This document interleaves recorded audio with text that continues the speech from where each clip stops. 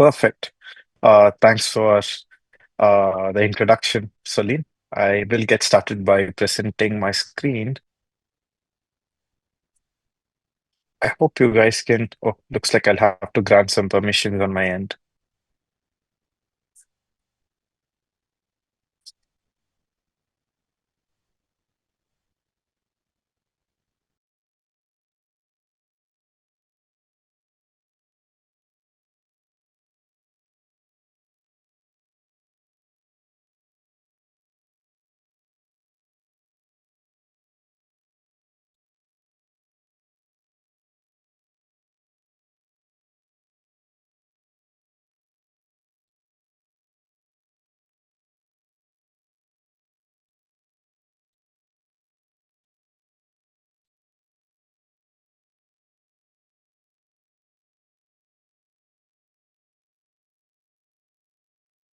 Sorry about that. I was able to give the permissions, so yeah, I hope my screen share should be working now. Perfect. Yeah, I'm not really a Zoom person. I haven't been using Zoom much, so sorry about that. But yeah, I have a quick presentation before we start into the vibe coding parts and more of the hands-on parts. But yeah, I'm Guru and I lead developer relations at Logos. And I've been with Logos and we were previously called as Vaku, Codex, and a couple of other names. We kind of converged all of these projects together into one umbrella term that's Logos. But yeah, it's the same. Organization, and I've been with them for like 3 years, close to 3 years, I guess. And yeah, in this specific boot camp, we have the whole structure divided into 2 days. Day one being today, and day two being tomorrow, where we'll be having more of the hands-on parts and vibe coding segments. But today, the aim is to kind of understand the whole logos ideology, why we need another layer one, and why browser-based applications suck in terms of safeguarding your privacy. And also, we will be ending it with a short vibe coding session in the end, where we will be building a very simple Hello World UI module. But yeah, the prerequisites for this is not really much. If you have some understanding of Ethereum, that's very well welcome. But yeah, even if you don't know what blockchains are, I'm going to try keeping it very simple for you to understand. Uh, but yeah, Ethereum knowledge would be really welcome, especially in the first segment, which is around Ethereum's history, I would say. But yeah, that's pretty much the structure. And we also are giving away around five key cards. Key cards are another sister project of Logos. Keycard is a fully air-gapped local crypto wallet, and we have five of them that we are giving out to some of the attendees who will successfully build a Logos Basecamp module or alternatively run a Logos node after this. So yeah, if you can join our Discord and just send a screenshot of your Logos node or your Basecamp application by the end of today, you will be eligible for the keycard giveaway. But yeah, without further ado, I'll get started with Ethereum's Forgotten Trilogy.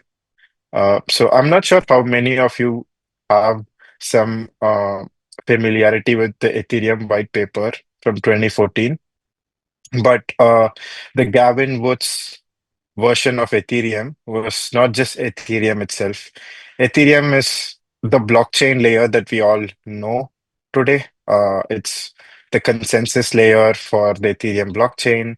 But there were other complementary technologies like Swarm and Whisper, which are not as popular as Ethereum, but they were also a part of the Ethereum white paper itself.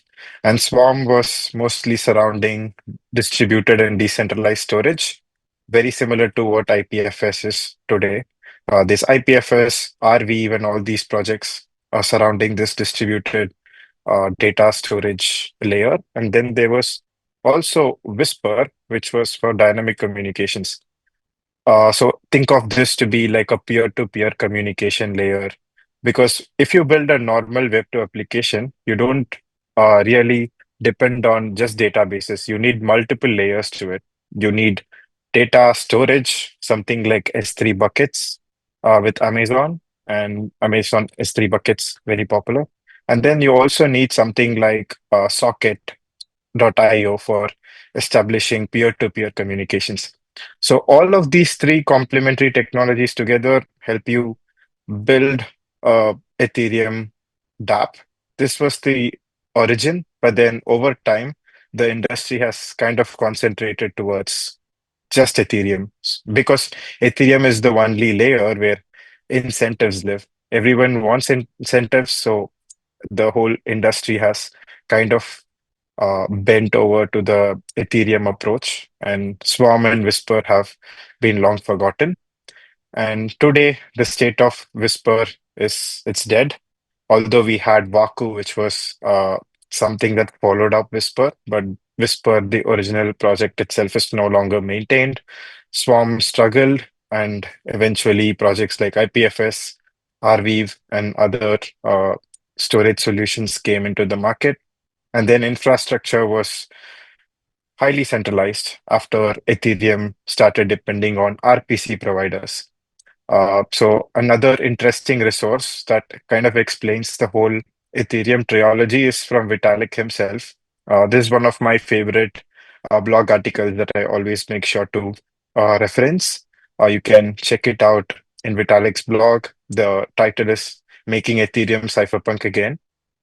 And over here, you can see that Whisper continues to exist as Waku, uh, which was previously follow-up of Whisper, but then we've kind of consolidated Waku into Logos now. So it's kind of the same project, but we call it Logos Messaging, no longer Waku. And this is also being implemented by decentralized messengers like Status. And yeah, Swarm has evolved into things like IPFS, which is still being used in the broader industry. But yeah, that's the state of these three technologies in the current world context. But sorry. Oh yeah, sure. I'll just have to. Yeah, sure.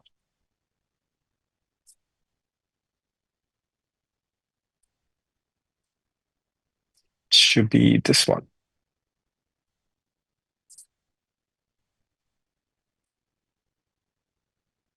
Cool. I just dropped the link in the comments. You can reference this after the call. But yeah, the overall idea is that Ethereum is not just Ethereum itself. Ethereum is just a part of the Ethereum technology stack, which was surrounding Ethereum as a blockchain. But Ethereum dApps can only be fully centralized with complementary technologies like uh, Whisper, and what is the other one? It's Swarm. But yeah, I personally use IPFS for most of the projects that I build in like right now because logo storage is still early.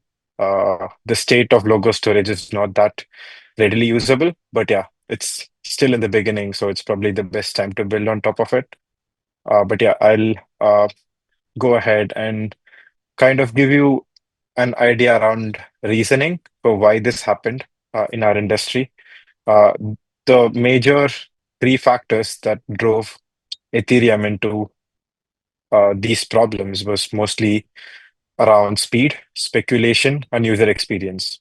People wanted transaction speeds to be like higher, so they didn't want to run a full node by themselves, and they built a concept of having RPCs where you kind of rent a full node for making a transaction or looking at the Ethereum blockchain, and then speculation.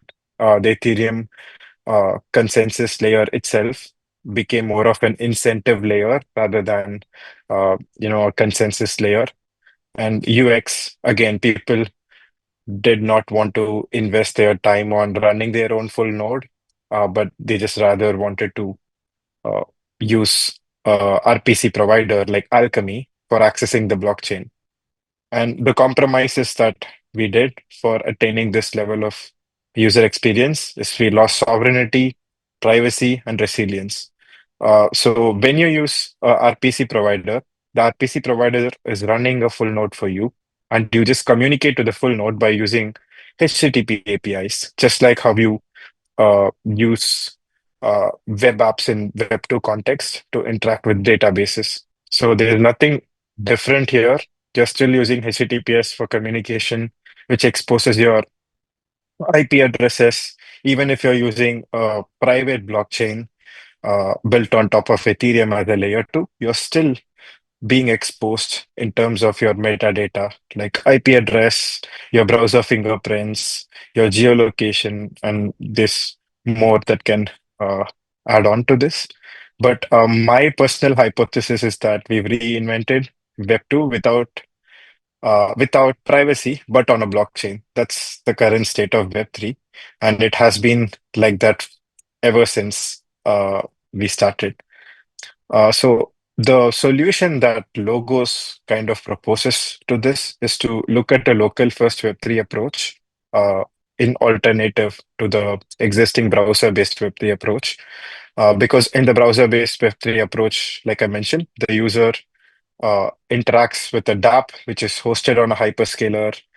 Uh, Hyperscalers, for example, AWS or any centralized solution like Vercel. So if you host a website or a dApp, that's probably hosted on a hyperscaler, but not on a decentralized deployment service, anyways, in current Ethereum context. And there's also RPC providers that are like a middleman between your dApp and your decentralized network. The decentralized network here being Ethereum. So RPC providers, examples, Alchemy, and a lot of them. But yeah, that's how you usually build an Ethereum app. You don't let the user talk to Ethereum using their local node, but you use a light node which talks to a RPC provider, which in turn makes calls to the Ethereum network. And with the local first Web3 approach that we were thinking of, the idea was to eliminate hyperscalers and RPC providers. And the idea was to let your user interact with a dApp hosted on your local machine, which has kind of plug and play modules that lets you talk to a decentralized network. And in this context, Ethereum itself can be a module in the decentralized app, and you can still talk to the Ethereum blockchain without having to use a different blockchain. The change is not in the blockchain, but the technology surrounding the blockchain. So this is the difference that we wanted to propose with a local first Web3 approach compared to a browser-based Web3 approach on a very high level.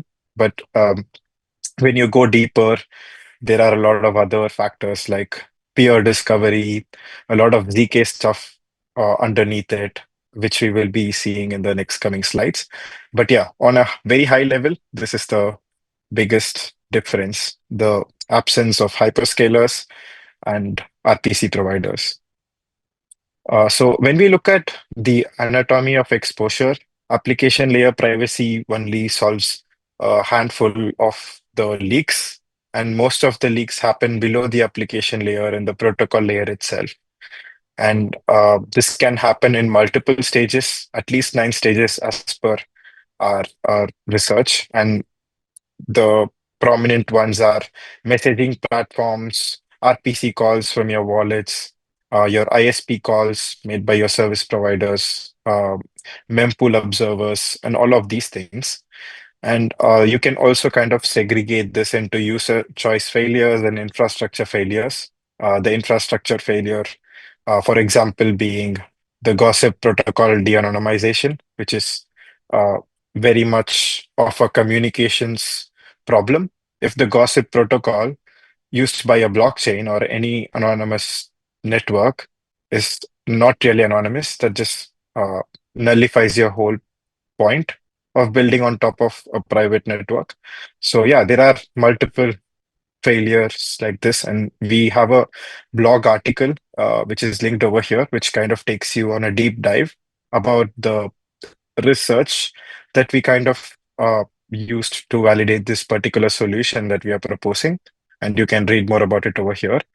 Uh, I'll also link you the article later by the end of the workshop. But yeah, uh, going ahead, the browser has been the biggest attack surface in the last couple of biggest blockchain hacks. For example, the Bybit hack last year, which was supposedly one of the biggest hacks in our industry ever since the inception.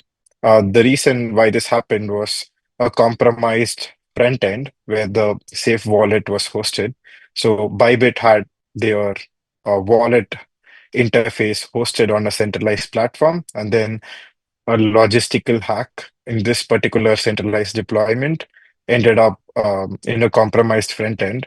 And the reason why this happened was simply because the front end was deployed in a Web2 service, even though uh, Bybit is like, I guess they are an exchange, but yeah, there's other instances where the Trust Wallet supply chain hack was also pretty big. Ledger Connect probably affected the most number of dApps last year.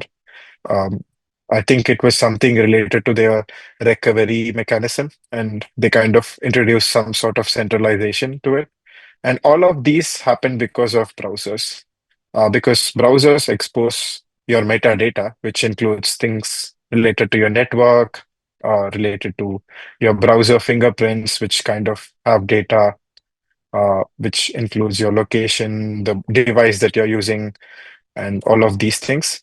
And the browser itself is a big attack surface. And the idea for Logos in introducing local first approach was to eliminate the browser completely. And the inference that we had was that the smart contracts weren't broken, they still work, but the whole web stack is.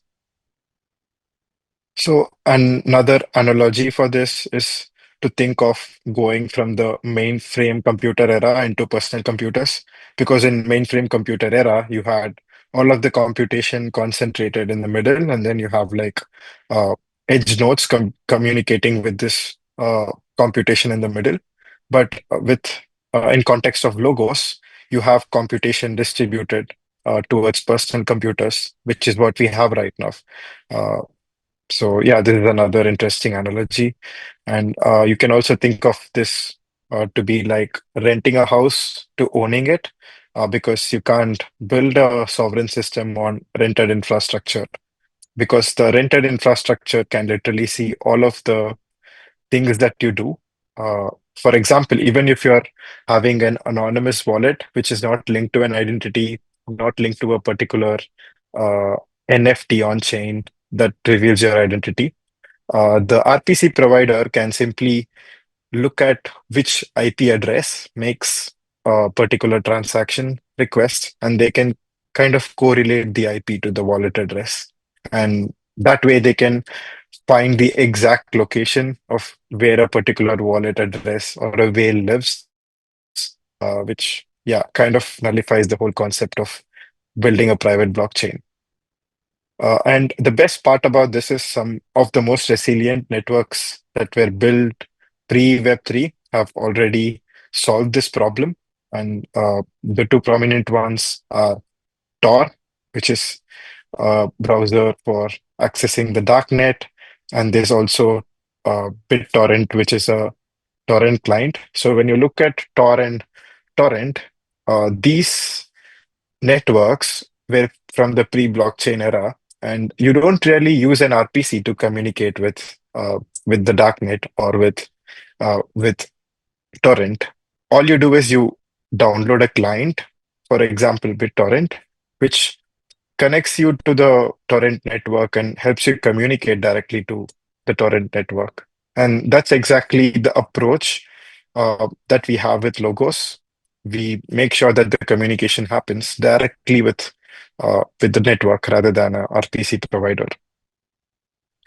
And to do this, we really had to design a modular architecture, because blockchain nodes or any network nodes can be really heavy. And to run it on a local machine like your laptop, it is not really easy. You will have to make sure that the resource requirements are very less. And that is one of the reasons why we made modules very much like a plug and play system, where you can opt into modules, the ones that you actually want to use. That way, if you use our offering called Logo Score, which compromises of all these different user modules like storage, messaging, and blockchain, you don't really have any compulsion to use all the modules together. You can simply install one particular module that you want to use. Let's say if you just want to use storage and use applications that leverage storage, you don't really have to use messaging or blockchain. So that's the kind of modular architecture we wanted to bring in. And yeah, storage, messaging, and blockchain are like the three cornerstone modules that we have. But there's also other modules like user modules that can be developed and pinned into the Logos core ecosystem. And the blockchain itself has its own execution zone and data availability layer. And storage, it's a content address storage network. I have upcoming slides that kind of take you deeper into it. But then below the logo score layer, we have uh, a peer discovery layer that's uh, completely anonymous and privacy respecting. There's also like a DOS protection layer that uses ZK technology called RLN, which stands for rate limiting nullifiers. That's something that we will be talking about a lot more in today because the whole boot camp is directed towards zero knowledge technologies. So one of the use cases of zero knowledge technologies for logos is rate limiting nullifiers. I'll just quickly go into this particular part before we go further. Uh,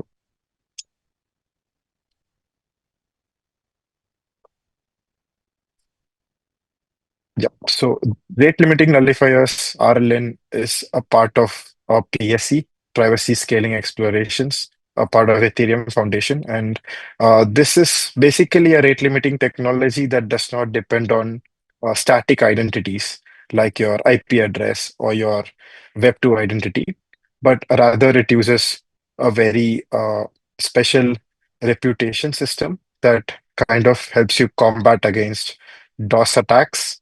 uh, so in short, DOS attack means to a person pinging a network continuously to bring it down. This is like the simplest explanation for what a DOS attack is. So let's say if I'm having a messaging app and someone builds a bot that kind of sends 1,000 messages per second to crash my network. So this is called DOS attack. And rate limiting nullifiers make sure that this is protected or your network is like DOS proof. And to do this, it's very easy to implement if you have a static identity like IP address. But if you're working on a system that does not revolve around IP addresses, it gets a bit tricky because you use an anonymous identity or a proof instead of a static identity. And rate limiting nullifiers are like a technology that kind of simplifies this.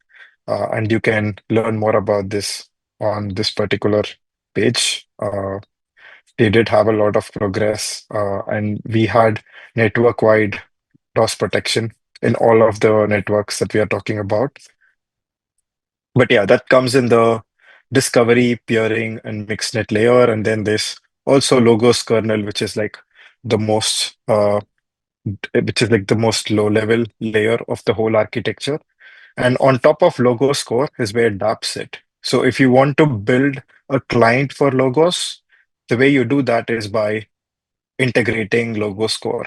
So similar to Torrent, there's BitTorrent, which is a client on top of Torrent. So the way they do it is by implementing something like uh, Torrent core, I would say. That's like a very similar name for it. But yeah, Logo Score is a workbench, and Logo Storage is a user module inside Logo Score.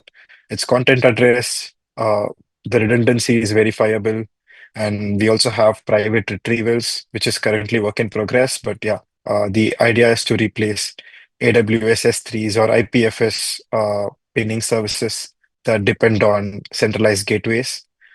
And Logos messaging, which was previously known as Waku. Waku was integrated into multiple prominent Web3 projects like The Graph, ATEX MTP, which is a very popular messaging SDK was also implementing Waku, and Railgun is one of the biggest and most popular users of Waku.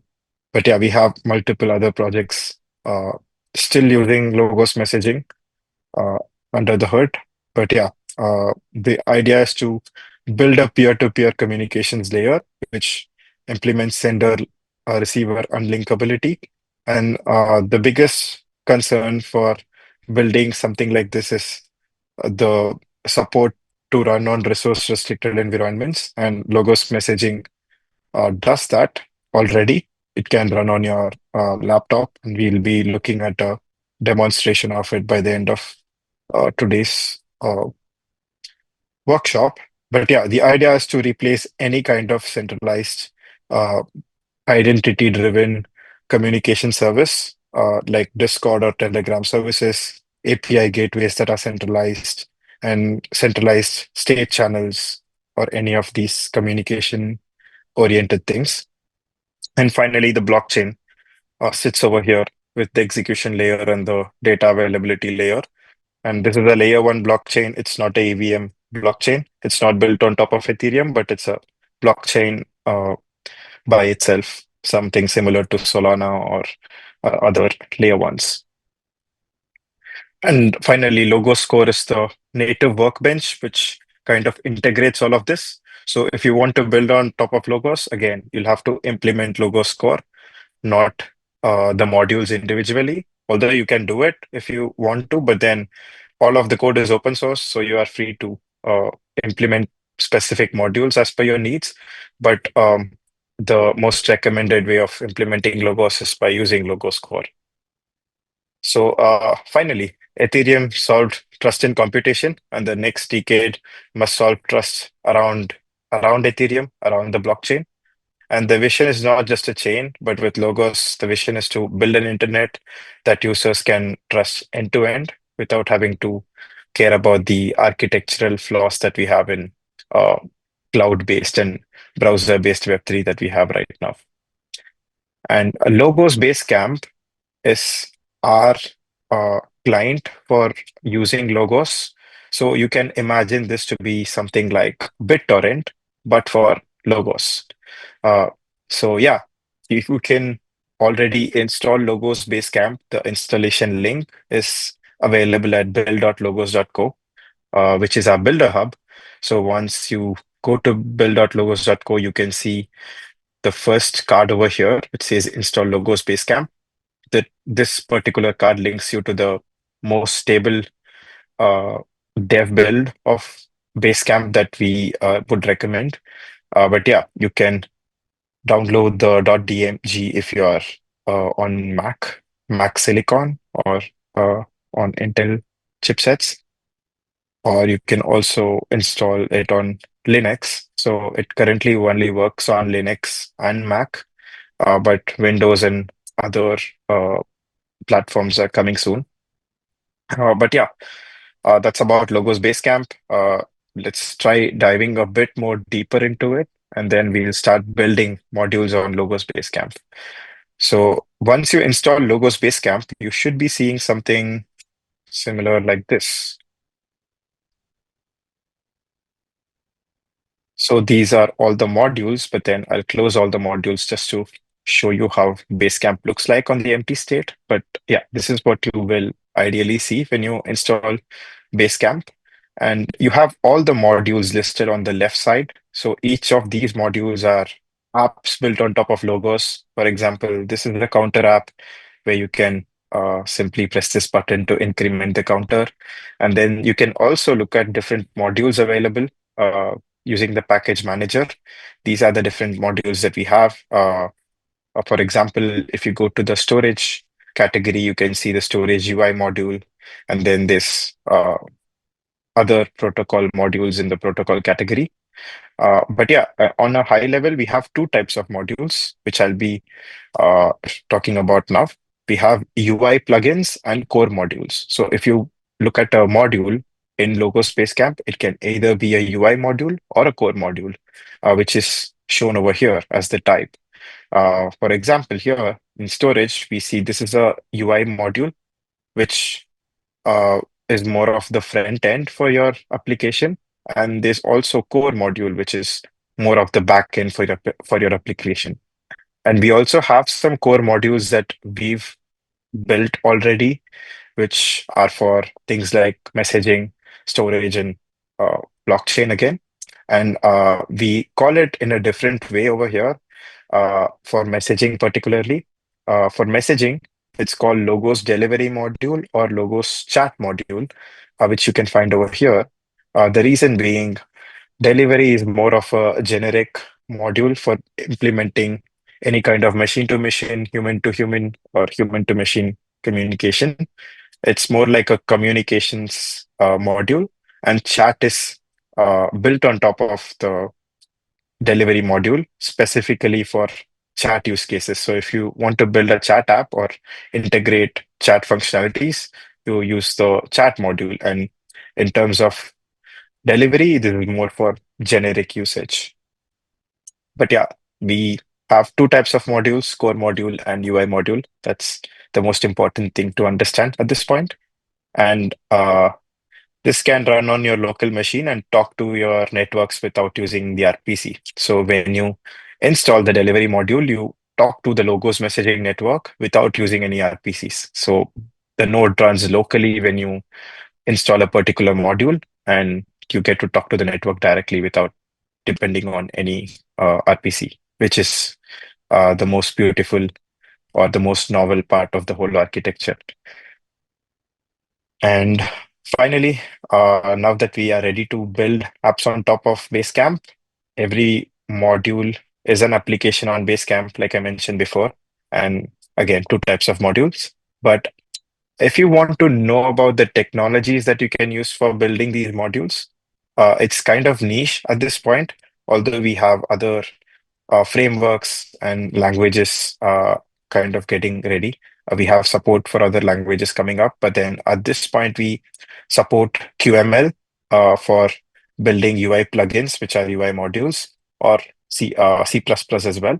But for core modules, we currently only support C++, but we do have some uh, beta versions or examples for Rust-based modules and other implementations like JavaScript are coming in the near future.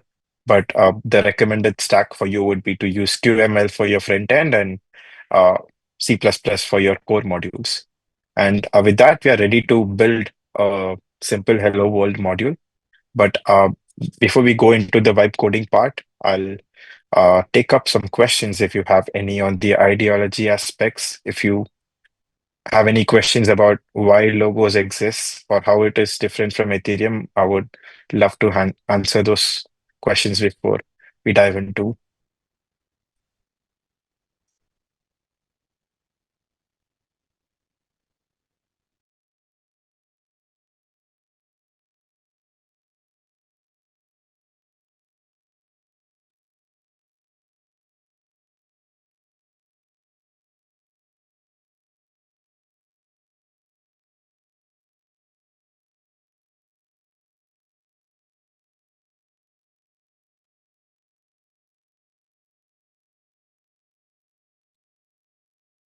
Yeah, I just discovered where the chat box lives. Uh, but yeah, I'll take up a couple of questions that I see here.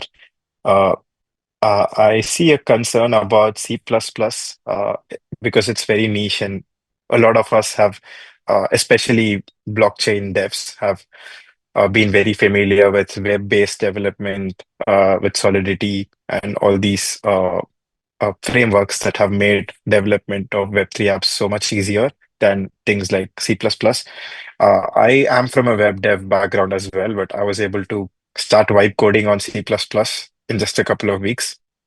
So I think it is not really hard, at least for the time being, because we plan to support JavaScript at some point, but then C++ is the only way forward for the current uh, time being. But then, yeah, so I would highly recommend you to uh, look at the resources available, even if you are not familiar with C++.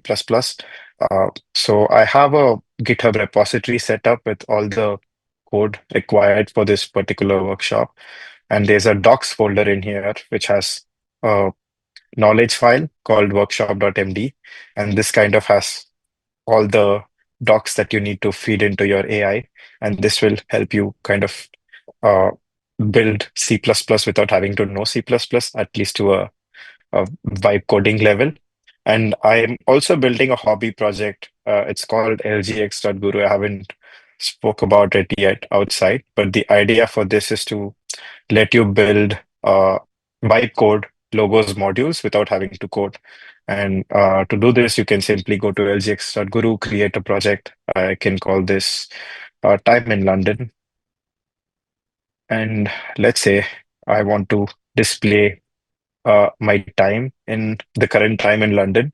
I can simply drag a text into it, and you can do it manually by, implementing these logical blocks. But if you're too lazy for that, you can just go here, ask the AI to uh, do it. I can just say, show the London time and title, which is something that I've kept handy here. So once you do that, this will, yeah, kind of get you all the core module and UI module sorted for this. Uh, I'm not really sure if this is going to work because I don't know if I set the OpenAI key here. But again, this is a completely local app. I know we talk about browsers and then we ask you to use the app on the browser, but then you don't have to use it in the browser. You can just clone the repository. Everything is open source, and you can run this locally and then feed in your OpenAI key, and you can get modules built within matter of few seconds. But make sure that you give it some time because uh, what happens in the background is not just writing the code, but also compilation of these modules into uh, .lgx files. And there is a high probability of you getting these compilation errors because the code is there, but then there can be build errors. And I just vibe coded this project like last week. So this is definitely not reliable, but then if you want to give it a shot, this already exists. And yeah, but this is not the ideal scenario that we will be looking at. This is just like a simple drag and drop environment. But going back to the workshop, to the actual content of the workshop, we have 5 different parts, or maybe four, because the fifth part I haven't still figured out myself, and I'm kind of asking my engineering teams to help me with it.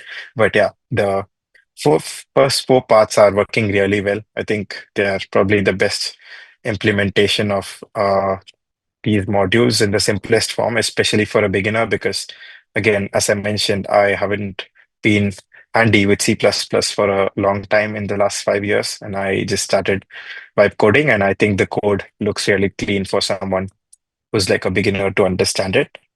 So yeah, my answer to the question would be to look at the workshop.md file, which will help you get started with this. I'll drop a link to the repository right away so that you can reference this while I answer a couple more questions.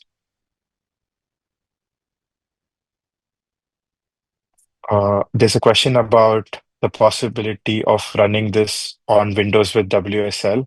I am sure a lot of them tried to do this, but were not successful for some reason. I'm not really sure why, but we wouldn't recommend it, at least for the time being. But if you want to give it a shot, you can. But yeah, uh, if you can just uh, do something apart from a subsystem. I feel like, especially because this includes a lot of UI components, so I'm not sure how a Windows subsystem for Linux would uh, compile this. But yeah, I would recommend you to try it on a Mac or a Linux machine. But if you don't have access to them, you can just give it a shot and let us know your findings because we would definitely love to hear that feedback. Uh, I see a good comment about PSE, shipping, Semaphore, and zkKit. Yeah, these are two projects that I always love working with, especially at hackathons, because they just make building with ZK so much easier. Yeah, I think that's pretty much all the questions, unless I miss something. I'll also drop my X on the chat if you guys want to ask more questions. Uh, I'm also available in the Logos Discord, and we have other code contributors who are looking forward to answer questions. So, okay, another question. What are the security considerations or responsibilities for Logos users? I think, at least with the current state of Logos, every module is just a file, and you can think of this similar to a magnet link on torrent. So if you, let's say you want to download a pirated game, I'm pretty sure most of us attending this workshop have done it at some point, at least before torrent was banned in your jurisdiction. So yeah, if you had to download a game or like a movie from torrent, the way you did this is by looking for a magnet link on the web, and then you put this magnet link into your uh, torrent client like BitTorrent, and then you download the file. But you don't really know if the file is safe or if it's actually a game or the movie that you're downloading. And this is very similar with Logos. There can be backdoors attached to the .lgx file, or there can be a lot of bad actors who can simply make malicious LGX files. So make sure that you kind of audit the code base before you run anything on top of Basecamp, at least for the time being, until we kind of uh, facilitate the security testing as a part of Basecamp. So yeah, at the current stage, I would highly recommend that you only install open source modules and not modules that are like black box and you don't know what's in there. So I would highly recommend you to download the source, audit it, and then build it locally by yourself, and then import it to Logos Basecamp. That also includes the Logos Workshop modules. Make sure that you audit the code because you never know what's inside. Uh, Why is it called Basecamp? I'm not really sure. I used to confuse the name Basecamp and Bootcamp so many times, especially in the last few weeks. I used to call it Bootcamp for the entire time in a workshop, and then I'll have a message from my colleagues about it being called Basecamp. But yeah, I don't really know the uh, naming reason for the naming or the nomenclature for it. But yeah, I think it just looks cool. Uh, Logo Space Camp. I just feel like the name looks cool for some reason. But yeah, I would definitely ask my colleagues or the founder about what was the reason behind this name. Oh, I have a answer from my colleague. It says it's called Base Camp because it's the base of operations, which completely makes sense. And that was a quick response from my colleague. But yeah, that's how the support at Logos looks like. Make sure to send your findings or feedback in our Builder Hub channel on Discord. It's definitely helpful for us, especially if you're trying to run Logos Basecamp in Windows subsystem for Linux. This is a direction that I would be particularly interested in. So if you have some findings, please share it, and that would be really helpful for us. But yeah, without further ado, I would go to the next part, which is the vibe coding part. And for this, we will be using the repository that I have right now because this simplifies a lot of things. But the best way to do it is by using something called Logos Module Builder. Uh, this is basically for a project that you want to build from scratch because you can kind of uh, mix and match things according to your needs. But with this, it's a bit more templated, and obviously, I put in a lot of some opinionated decisions when I try to template these modules. But yeah, the most abstract or the uh, best way to build your own module will be to use Logos Module Builder, and I'll share a link to this repository in the chat as well. So when you look at this, we have a quick start guide here that kind of takes you through the step-by-step process of creating a module directory and then also building your module. It all happens in 4 steps. So the first step is to create the module directory. And for this, we already have it set up in here, which follows the same directory standards. We have metadata.json, a couple of Nix files, and that's very similar to what you can see here. But yeah, you can create this particular directory structure first, and then you can define your module in metadata.json, which is this particular file here. And it's pretty simple to understand. You have a module name, a module version, and the type of the module can be core for modules that are surrounding the functionality. And if you're building a UI module, that comes as UI underscore, let me see, I'm not really sure about it. Yeah, it's called UI underscore QML. So that's for a UI module, and this is for a core module. And then we have category, which can eventually be used for filtering modules. Let me quickly turn it. Perfect. So yeah, we have a description, just a generic metadata, just like NPM modules that you have. And we have this particular attribute, which has my module plugin, which is the entry point into the particular application. For example, here you can see that the entry point is defined in view as main.qml because again, this is a UI module, but main.qml is a file that we have over here, and this is like the entry point into the uh, whole module. And then you can also add dependencies for a particular UI module. Let's say if you want this module to be dependent on Logos delivery module, which we saw over here, you can simply define it over here. So this particular module, UI module, only loads up when Logos delivery module is available. And there's a couple of build related uh, attributes over here. But yeah, this is something that you can just copy paste from here because this is used for the build process. Uh, and yeah, for at this point of time, I think this is a very good spot to start. This particular layout looks very simple. And let's open this in our code editor. I have it ready over here.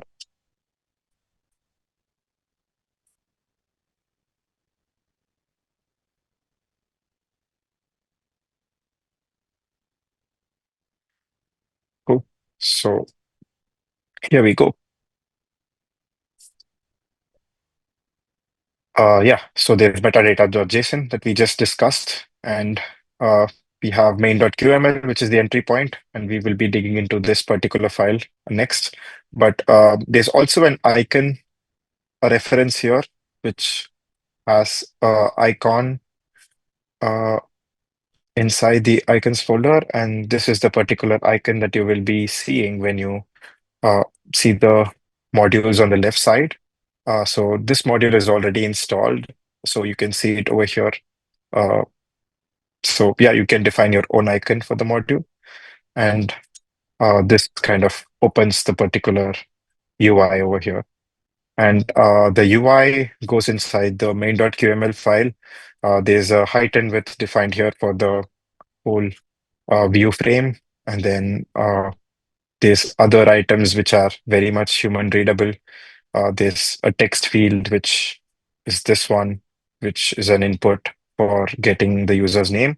And then there should be a button which has an on-click property, which has a function that just says, hello, user, welcome to Logos, which is exactly what happens here. So yeah, this is how a very simple UI module can look like, which does not use any core modules, but just a simple QML-based UI module.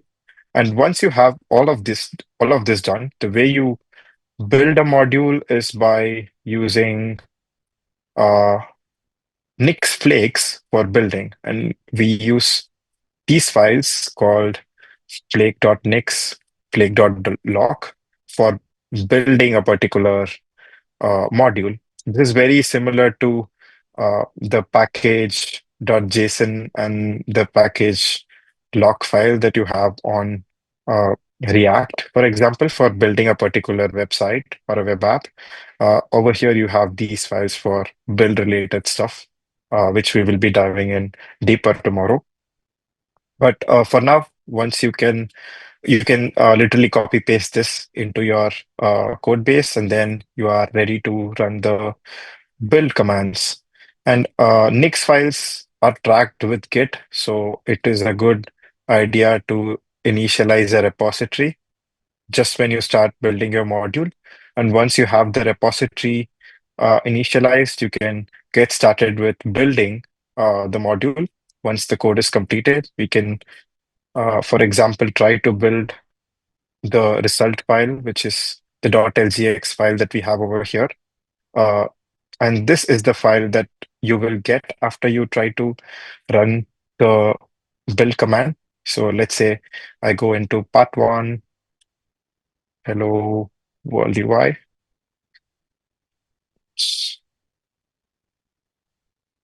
and then run this particular Nix build command. This is going to get you a result file, which which is literally the source code because this builds everything, builds just the library. But if you want the .lgx file, you run this particular command. And .lgx, the difference between this particular command and this particular command, which is building the LGX and LGX portable, is that the LGX file can only run on the particular distribution that your machine is on. For example, if I have my Mac over here, and if I run this, this is going to give me a LGX file that only works on Mac. But LGX-portable will give me a LGX file that works both on Mac OS and on Linux. So yeah, I would highly recommend you to use this for a distribution. But once you run this particular command here, you should be seeing the build is completed. You'll get this particular warning, but that's all right. But you'll have the file created. In our case, it's already created for this part one module.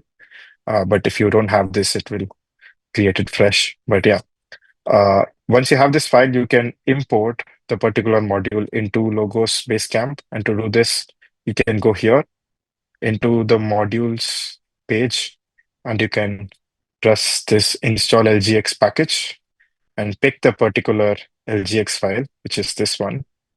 And once you select it, it kind of gives you a pop-up.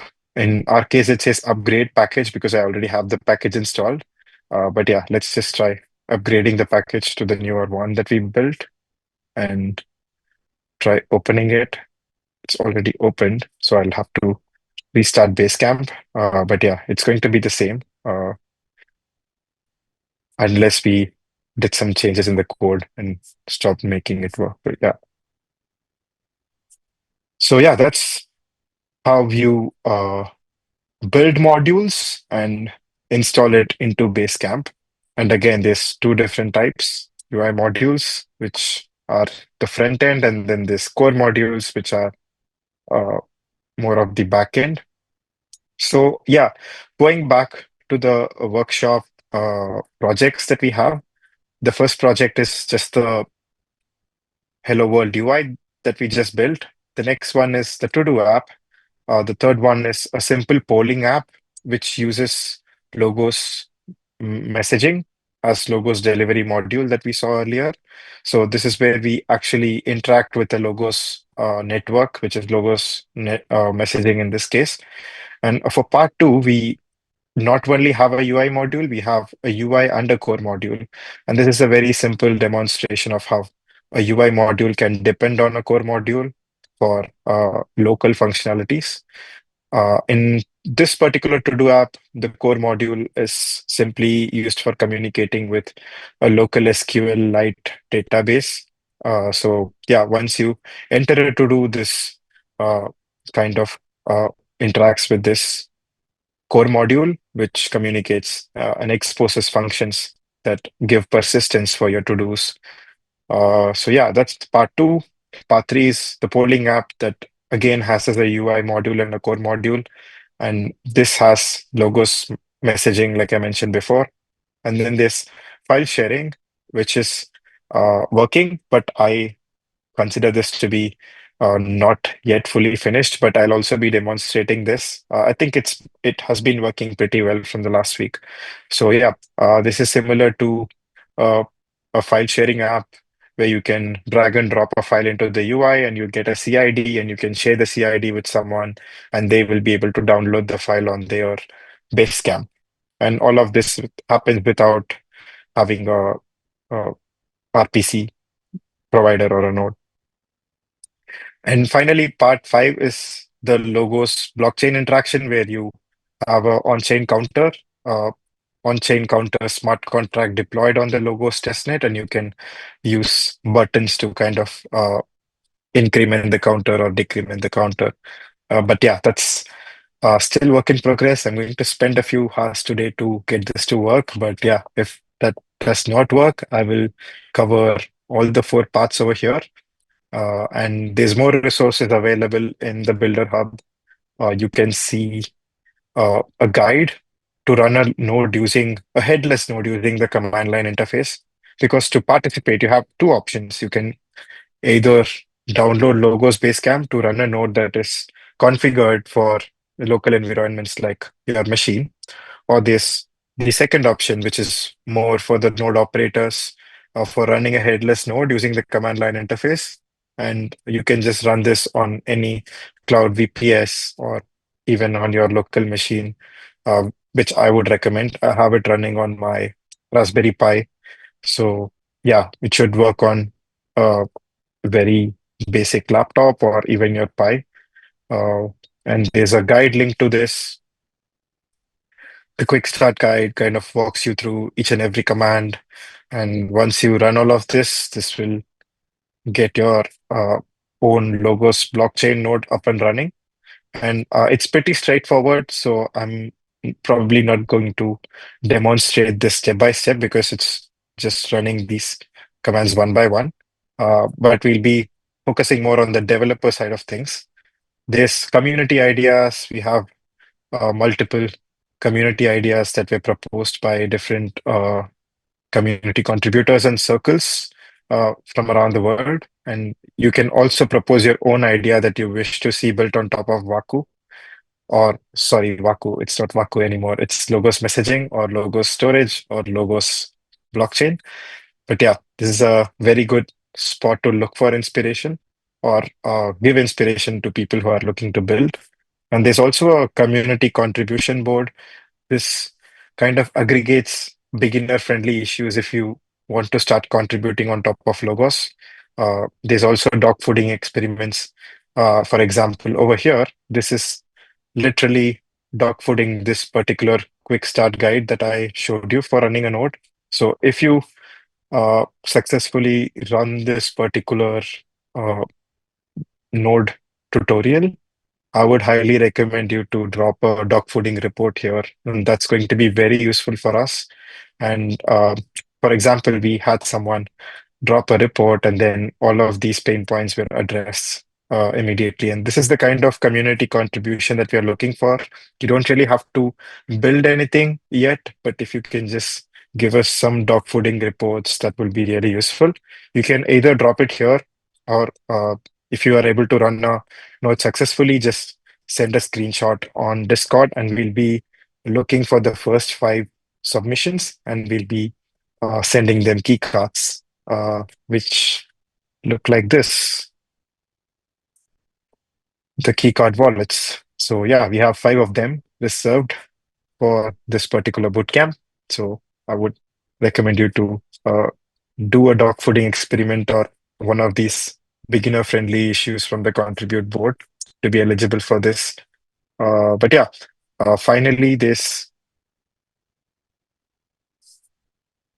a couple more resources like the docs repository. We don't have a docs site yet. It's work in progress, but we have a docs repository which kind of walks you through all of these concepts on a deeper level. And there's sample apps that our engineering team has built. There's an atomic swaps example, which kind of demonstrates how a working atomic swaps on the command line looks like. It's not yet a logos module, but then it works on the command line. So another cool idea could be to make a logos module for this atomic swap. And that would be really cool, especially if you're like looking to build something on a consumer level. These are some good places to start with. And there's also a boilerplate, uh, which helps you run your own local blockchain environment. And yeah, that's pretty much it with the resources. But once you have something built, we have RFPs and Lambda prizes to help you continue building or start building on projects that are actually useful for the Logos ecosystem. Our Lambda prizes are mostly for individual developers. We have prizes like we are looking for a private M of N multisig, and we have a price allocated for this, which is like a small incentive to get you started. And you can see the technical deep dive of each of these use cases here. And all of these are open already for the community to pick up. There's Lambda prices, or if you want to build something bigger as a team, or if you are a part of a developer studio, you can look at the request for uh, proposals here. We have a couple of use cases where we want the community to build stuff. For example, we wanted someone to build atomic swaps and add additional functionality to it and integrate Monero and BTC into the atomic swap. And there's like a very detailed spec available here. And you can find all of this inside the Builder Hub itself. And if you have any questions, you can also join the developer office hours tomorrow, day after tomorrow, and our core contributors are happy to speak to you on call. But yeah, that's pretty much it with all the resources. I'm okay, so we are 10 past 6, so it's been just above a hour. I'll stop it right here for today's workshop, but for tomorrow, we'll go full on with vibe coding and we'll complete the other 4 modules, which are pretty easy. The most important part is to understand how to build modules and the module structure and how to import it into Basecamp. So I hope we covered all of it today. So uh,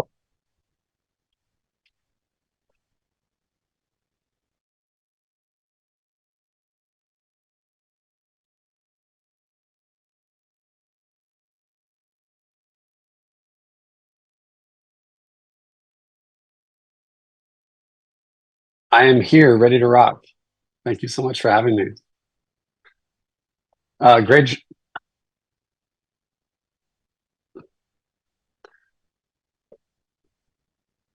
awesome. Yeah, thanks so much for that talk, Ruro. It was really great.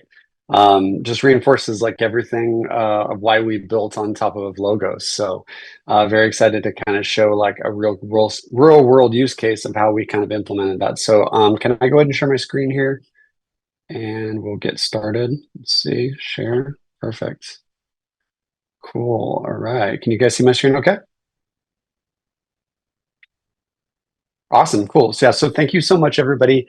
Very excited today to just kind of talk to you guys about Spritz. Probably a lot of people in the crowd know me. I try to come on and support Dev3Pack as much as possible. And we're very excited today to kind of just talk a little bit about what Spritz is and maybe just kind of cover some of what we're focused on and just kind of give this out to you guys to start using it. And we're very interested to get feedback. So please feel free to reach out to me after if you have feedback or suggestions on how we can improve Spritz. We would love to. So first of all, like what is Spritz? So I am Kevin Jones, co-founder. Previously, have worked as a site reliability engineer, working at Nginx, which is a web server versus proxy for a long time. Some of you might have heard of that before. Also working close in the Ethereum ecosystem, and I'm also the founder of a security company called OneClaw. And I'm currently working at Edge and Node, working on Ampersand, which is X402 enabled payments protocol. So a lot of exciting stuff that I'm working on. And Spritz is one of those things. My co-founder is Eugenia Timasheva. She comes from Google and also from Amazon with lots of experience in marketing and data. And together we basically have created Spritz. Spritz is the first decentralized video and messaging app on Ethereum. And when I say that, I mean that we are using core decentralized technologies under the hood for everything that you can do. We wanted to make it so that Spritz would be available to everyone and that users could talk wallet to wallet. And that was one of the first kind of goals of what we built.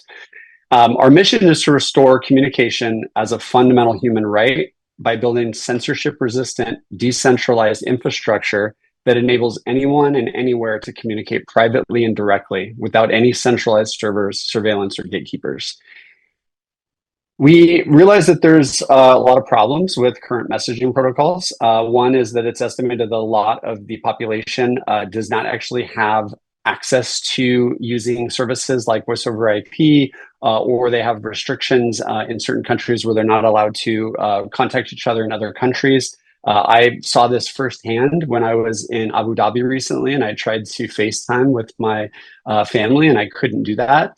My co-founder had the same issue when trying to contact her mother in Russia to communicate.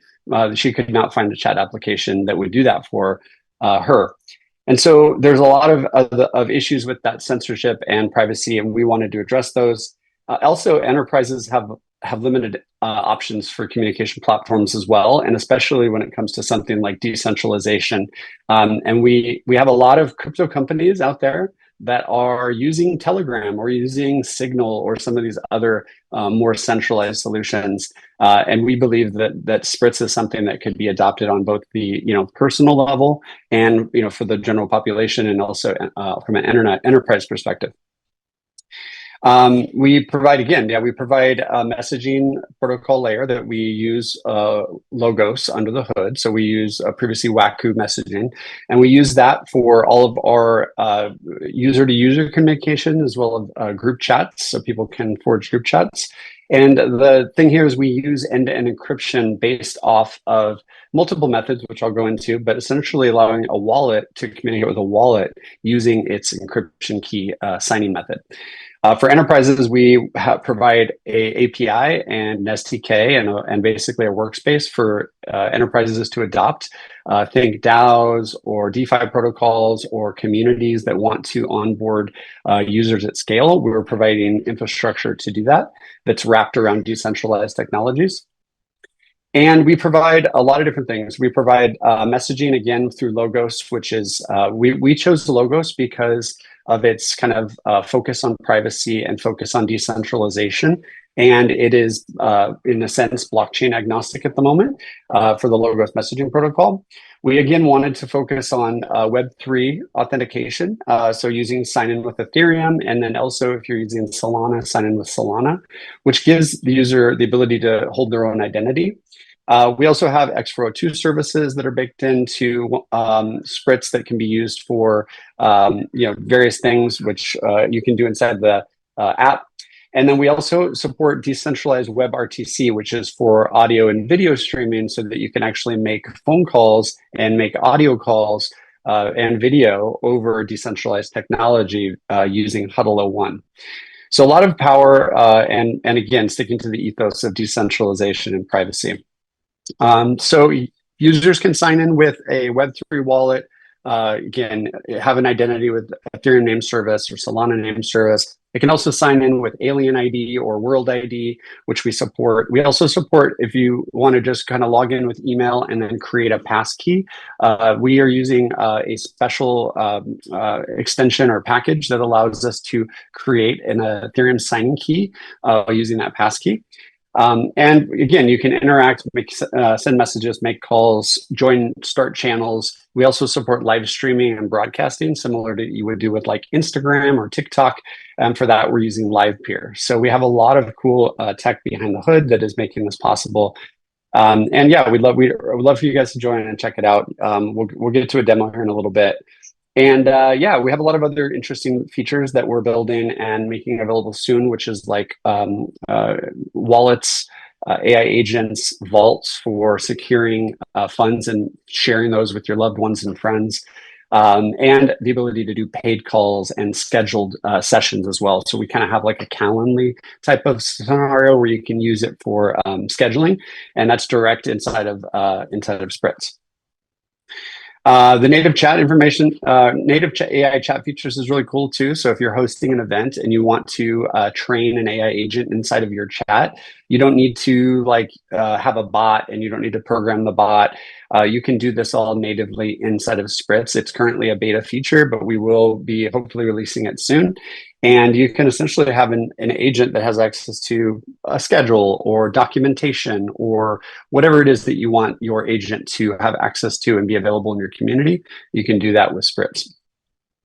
We have the smart wallets that are powered by Safe. So you can create a smart wallet and send funds directly inside of Spritz to your friends. And you can also create vaults, which are essentially safe multi-signature vaults that can be shared with loved ones or friends as well using Spritz. And we do all of the authentication for if you're using an Ethereum wallet, we're using the Ethereum wallet. Any other method, you use a passkey, which is quite interesting. Vitalik often talks about like passkeys being like the future of wallets, and we've already integrated that, so you can actually create a passkey, generate a wallet. Even if you just sign in with your passkey, everything is kind of taken care of for you. And the vaults look like this. You can again create a vault, store funds in it, set amount of signers. So maybe you have like a vault and you want to make sure that you have your ETH in there, but if something happens to you, you want a second signer that's on your friends list that could like retrieve that. They could do that. And then we have the ENS subname integration. So you can go on now and claim your ENS subname, which will be whatever you choose at spritz.eth, which is great because then you don't need to buy a ENS, which they're very cheap. But if you want to use the Spritz one, that is just a feature that's available to you as well. All right, so let's do a quick demo since we have like 10 minutes here. First, I want to talk about the actual code. So Spritz is open source and it's available. You can come into the Spritz chat here and see kind of everything that it is and how it works. And we also have the TypeScript SDK and the docs up. So if anyone finds any issues in the docs or something, you can let us know. But the SDK is quite interesting. All Spritz users can create a developer API key inside of Spritz on the settings tab. And you can essentially use that to build an application that uses Spritz under the hood. So it handles all of the hookups to Waku, hooks to Logos, all of the friends, adding and removing friends, creating chat rooms, video and audio, stuff like that. Here inside of this SDK. So I'd love for you guys to check that out and see if you have any input there. And then lastly, we'll just kind of do a quick demo of it. So you can actually go to spritz.chat just to learn more about what it is. And there's links to the GitHub and the docs at spritz.chat. And then if you click open app, that's going to take you to the actual Spritz app. Again, we support a digital ID like World ID, Alien ID. You can also just do a passkey, or you can sign in with email and then create a passkey for like your wallet, or you can just use a wallet. So just for the sake of the crowd, I think a lot of people here have wallets, so I'll use Connect Wallet. And we get this screen. We can connect with whatever we want. We'll use MetaMask. As you can see, we support EVM and Solana as well. So users on Solana can chat with Ethereum users, which I think is really cool.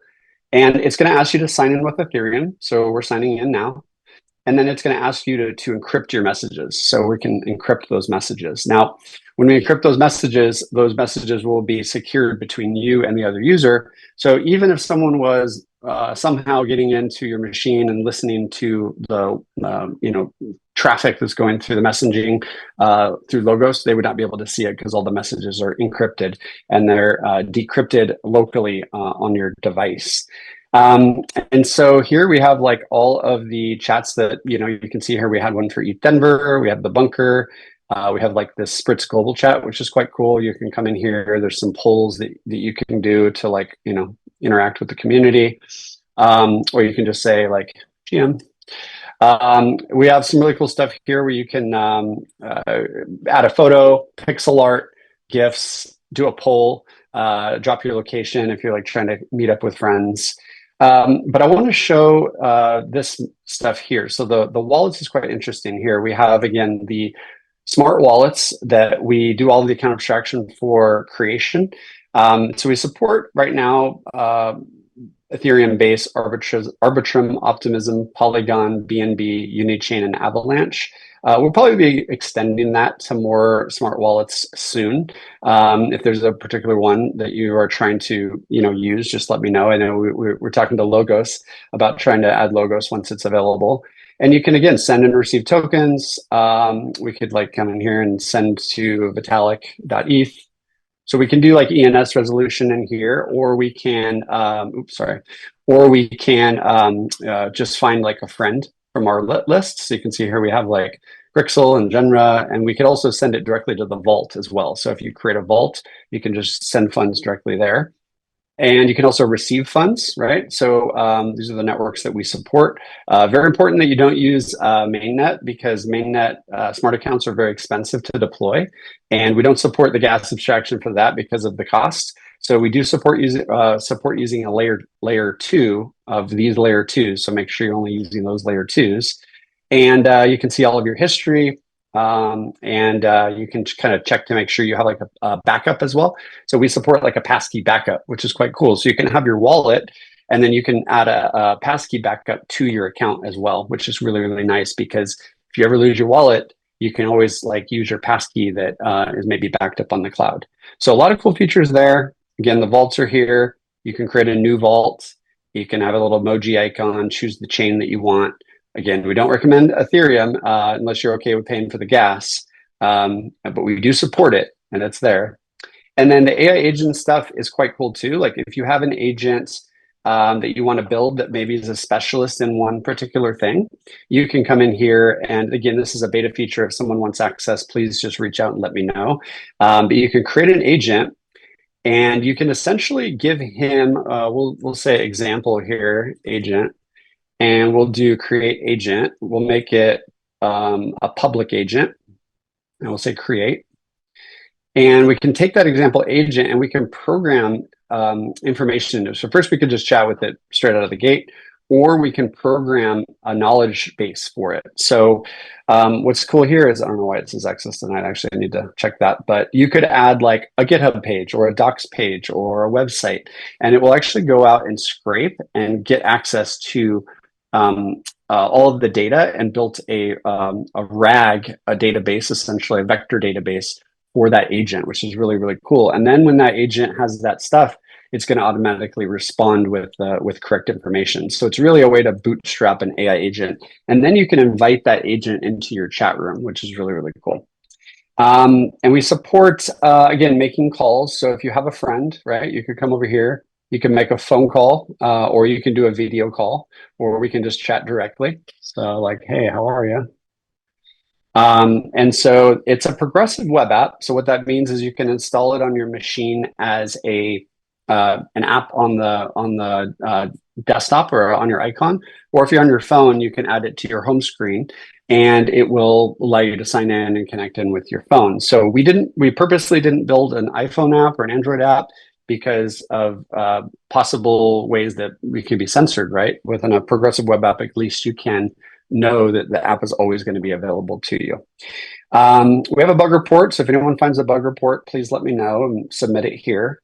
And we have all sorts of other settings in here that I won't go over, but things like enabling, disabling notifications, the calendar integration. You can essentially have a Calendly for free through Spritz, which is really cool. And you can also turn on a scheduling endpoint where people can pay for your time as well. So maybe you want to charge $5 for a call or $10 for a call. You can do that all natively through here, and then the user will pay using whatever asset that you choose to get paid in. Over here on the top, you'll see there's a lot of other features here, but we can invite friends. You can go live on a live stream with LivePeer, claim a username, verify your email. If you want to add your phone number, you can for discovery. Add your socials, and yeah, there's a whole bunch of other stuff you can do. But that's a real quick run through. Sorry for the speed run. Yeah, but that's yeah.